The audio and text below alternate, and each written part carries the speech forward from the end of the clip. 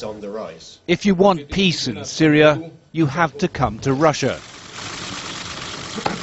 President Vladimir Putin has been playing host to an increasingly long queue of statesmen trying to stop the bloodshed.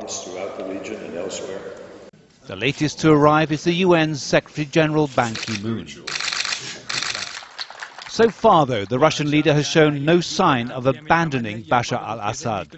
He will not sacrifice such a vital strategic partnership, no matter what weight of international pressure is applied. If nobody needs you, nobody visits you. If it's a long waiting list of top-level politicians, it means that your policy is right. So, it means that the Russian foreign policy in the Middle East, in the case of Syria, is absolutely reasonable.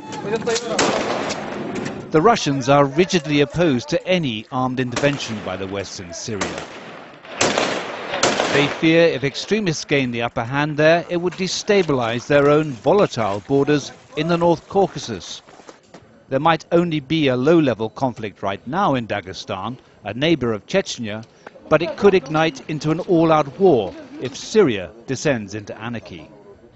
They're also worried about losing their only naval foothold in the Mediterranean, the Syrian port of Tartus. A Russian fleet of warships from Vladivostok is about to move through the Suez Canal to take up station in the sea for the first time since the Cold War.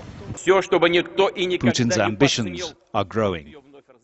By protecting the Syrian president, the Russian president has forced those in search of peace in Syria to come to him. But just how much diplomatic traction does Vladimir Putin have left with Damascus? If the hopes for an international peace conference are not realized, Syria could become the worst nightmare for both Russia and the West. A nightmare its people are already living every day.